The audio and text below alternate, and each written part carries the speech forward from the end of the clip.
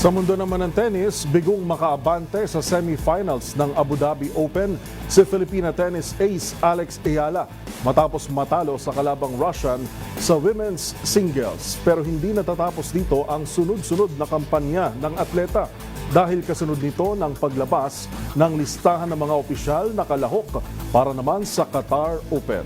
Magbabalita si Matchpoint Millie Borja.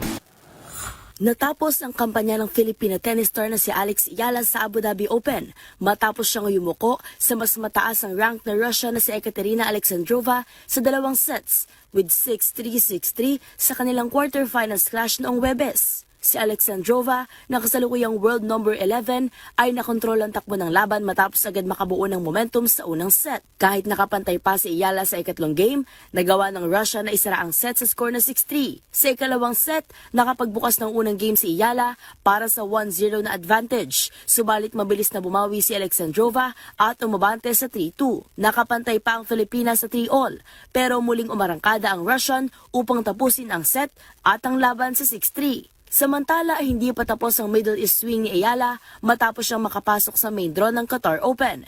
Inanunsyo ng WTA na kasama ang world number 45 na Filipinas sa 56 players singles draw bilang kapalit ni Veronica Kudermatova na umurong dahil sa injury. Kasama sa player field ng Qatar Open ang mga Grand Slam champion na sina Iga Swiatek, Elena Rybakina at Coco Gauff, pati na rin sina Amanda Anisimova at Mira Andreeva. Makakasabay din ni Ayala sa draw ang ilang dating nakalaban, kabilang sina Victoria Mboko, Maya Joint at Cristina Busca. Ang Qatar Open ay isang WTA 1000 event na may nakatayang 1,000 ranking points at $665,000 na premyo para sa kampiyon. Gaganapin ito mula February 8 hanggang 14. Matapos ang Qatar Open, inaasang magpapatuloy si Ayala sa Dubai Championships, isa ring WTA 1000 event kung saan siya ay kasalukuyang nakalista bilang qualifier. Sa ngayong taon, nakagawa na ng ingay si Ayala sa WTA Tour matapos umabot sa semifinals ng ASB Classic bago maagang nalaglag sa Australian Open.